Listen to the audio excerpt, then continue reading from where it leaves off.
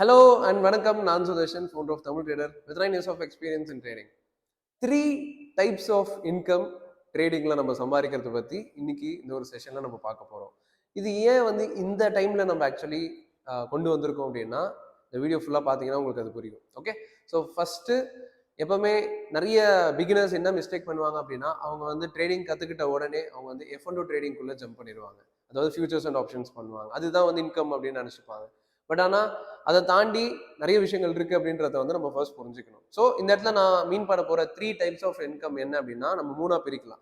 ஒன்று பாத்தீங்கன்னா investment income, ரெண்டாவது லோ ரிஸ்க் ட்ரேடிங், மூணாவது high risk trading income. So investing income அப்படின்றது நான் ஸ்டாக்ஸ்ல இன்வெஸ்ட் பண்றேன். அட்லீஸ்ட் அந்த ஸ்டாக்ஸை நான் ஒரு வருஷத்துக்கு மேலே வச்சிருக்கேன். ப்ராபப்ளி 1.5 வருஷம் 2 வருஷம் ஷார்ட் டர்மா இருக்கலாம், லாங் டர்மா இருக்கலாம். அதோட ஒரு இன்கம் என்னோட இன்வெஸ்டிங் இன்கம். இதுவே நான் ஸ்விங் பண்றேன், மல்டிவேக்கர் பண்றேன் அப்படின்னா அதெல்லாம் லோ ரிஸ்க் ட்ரேடிங் இன்கம். அதே மாதிரி ஹை ரிஸ்க் ட்ரேடிங் இன்கம்ன்றது ஃபியூச்சர்ஸ் அண்ட் ஆப்ஷன்ஸ் பேஸ் பண்ணி பண்றது. சரி, இப்போ இந்த இடத்துல கடைசியா இருக்கிற அந்த F&O தள்ளி வச்சிரும். ஏன்னா நம்ம ஒன்றும் அதை பார்க்கல. ஸோ நம்ம இப்போ எதை பார்த்துருக்கோம் அப்படின்னா இன்வெஸ்டிங் இன்கம் பார்த்துருக்கோம். ரெண்டாவது பாத்தீங்கன்னா லோ ரிஸ்க் ட்ரேடிங் இன்கமும் நம்ம பார்த்துருக்கோம், அதாவது ஸ்விங் ட்ரேடிங்கும் பார்த்துருக்கோம். ஸோ இதுலயே நம்மளால ஃபர்ஸ்ட் ஒரு இன்கம் ஏர்ன் பண்ண முடியுன்றதை நம்ம புரிஞ்சுக்கணும். இது ஏன் ரொம்ப இம்பார்ட்டன்ட்னா, இப்போ ஒரு எக்ஸாம்பிள் சொல்றேன். ஒரு ட்ரேடர் இருக்காரு. அவர் பாத்தீங்கன்னா ஃபியூச்சர்ஸ் அண்ட் ஆப்ஷன்ஸ்ல மட்டும் தான் ட்ரேட் பண்றாரு. அவரோட கேபிட்டல் 1 லட்சம் ரூபாய் இருக்கு. அவர் ஏதோ ஒரு மாசம் ஒரு 20,000 ரூபாய் லாஸ் பண்ணிட்டாரு அப்படின்னா அவருக்கு என்ன ஆகும்னா பயங்கரமா டிமோட்டிவேட் ஆயிரும். ஏன்னா 5ல் ஒரு பகுதி அவர் இழந்துட்டார். ஸோ அப்போ அவர் என்ன யோசிக்க ஆரம்பிப்பாருன்னா, இதே மாதிரி இன்னும் 2-3 மாசம் நடந்துச்சுன்னா அப்போ என் கேபிட்டலே காலி ஆயிருமே அப்படின்ற ஒரு தாட் அவருக்கு அந்த பயத்திலேயே ஆக்சுவலி அவங்க நிறைய லாஸ் பண்ணுவாங்க. ஆன் தி அதர் ஹேண்ட், இதுவே நம்ம என்ன பண்றோம்னா 50,000 low risk trading, 50,000 high risk ட்ரேடிங்னு வச்சுக்கிறோம். இப்போ லோ ரிஸ்க் ட்ரேடிங்ல மெஜாரிட்டி ஆஃப் தி மந்த்ஸ் நம்ம ப்ராஃபிட்டபிளா வர முடியும். And on the other hand high risk ட்ரேடிங்லயும் நம்ம ப்ராஃபிட்டபிளா வர ட்ரை பண்ணுவோம். பட் நான் சொன்ன மாதிரி லாஸ் ஆச்சுனாலும் லோ ரிஸ்க் ட்ரேடிங்ல நம்ம இன்கம் ப்ராஃபிட் பண்ணியிருப்போம், ஹை ரிஸ்க் ட்ரேடிங்ல இன்கம் லாஸ் பண்ணியிருப்போம். ரெண்டும் சேர்த்து நம்மளுக்கு அட்லீஸ்ட் நியூட்ரலாவோ இல்லை லாஸை மினிமைஸ் பண்றதுக்கோ இது ஹெல்ப் பண்ணும்.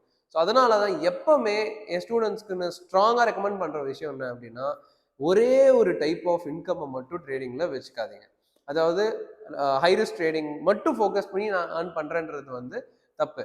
ஸோ அதனால தான் நம்ம என்ன பண்ணோம்னா ப்ரியாரிட்டி கொடுக்க வேண்டியது 2 டைப்ஸ் ஆஃப் இன்கம். ஒன்று இன்வெஸ்டிங் இன்கம். இது நிறைய பேருக்கு என்ன தோணும்னா, எனக்கு மந்த்லி வரமாட்டேங்குது, எனக்கு நான் ஒரு 1 இயர் வெயிட் பண்ற மாதிரி இருக்குல்ல அப்படின்ட்டு யோசிச்சு பாருங்க. மாசம் மாசம் எடுத்தாதான் அது இன்கம்மா? 1 இயர் சேர்த்த மாதிரி எடுத்தா அதுவும் இன்கம் தானே.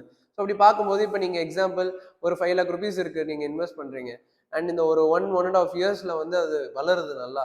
உங்களுக்கு ஒரு ஒரு நல்ல அமௌண்ட் நீங்க ப்ராஃபிட்டபிளா விட்ரா பண்றீங்க. டாக்ஸ் போக உங்களுக்கு நெட் ப்ராஃபிட் நீங்க பாக்குறீங்க. அதை நீங்க 12 மாசமாவோ இல்ல 18 மாசமாவோ டிவைட் பண்ணி பாத்தீங்கன்னா அதுவுமே உங்களுக்கு ஒரு டீசென்டான இன்கம் கொடுக்க தானே போகுது. ஸோ இன்வெஸ்டிங் என்ன பொறுத்த வரைக்கும் it is highly underrated. And எம்டிஎஃப்னு ஒரு பியூட்டிஃபுல்லான ஒரு கான்செப்ட் இருக்கு. இதை ப்ராப்பரா யூஸ் பண்றவங்க எனக்கு தெரிஞ்சு அவங்களோட இன்வெஸ்டிங் இன்கம் பல மடங்கு இன்க்ரீஸ் ஆகுது. எம்டிஎஃப் பத்தி நான் ஆல்ரெடி வீடியோ போட்டிருக்கேன். திருப்பியுமே அது இந்த கான்செப்ட்ஸ் நம்மளோட கிளாஸஸ்ல ஃபியூச்சரிஸ்டிக்கா வரும். அண்ட் நீங்களுமே அதை பத்தி கொஞ்சம் ரிசர்ச் பண்ணி பார்க்கலாம். எம்டிஎஃப்னா என்ன, அது எப்படி யூஸ் பண்ணணும்ட்டு. எனிவேஸ் இது எல்லாமே இன்வெஸ்டிங் பேஸ் பண்ணி நம்ம இன்கம் ஜென்ரேட் பண்றது.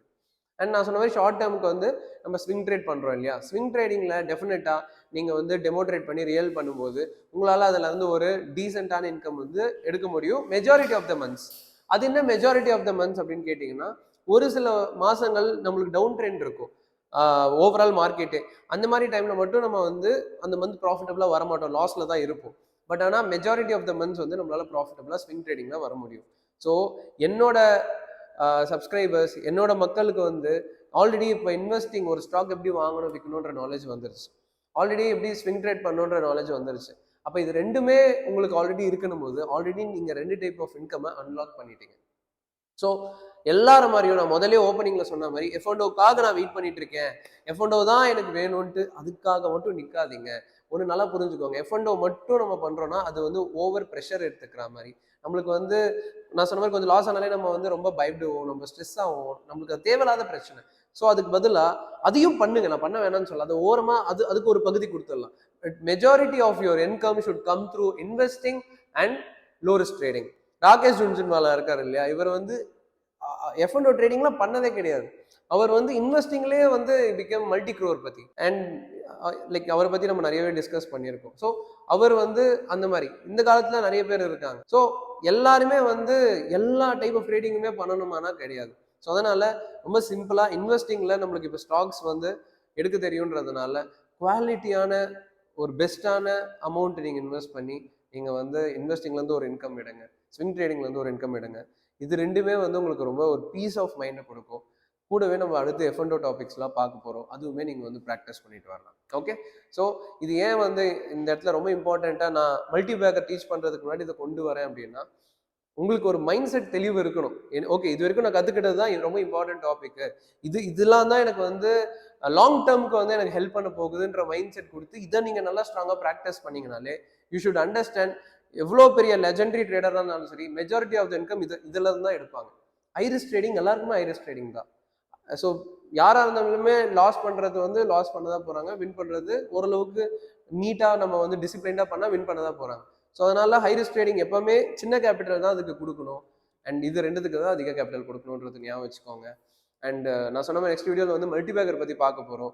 அதுக்கு முன்னாடி இந்த வீடியோக்கு ஹைப் பண்ணிடுங்க, எல்லாருக்கும் கொண்டு போய் நம்ம சேர்க்கலாம்.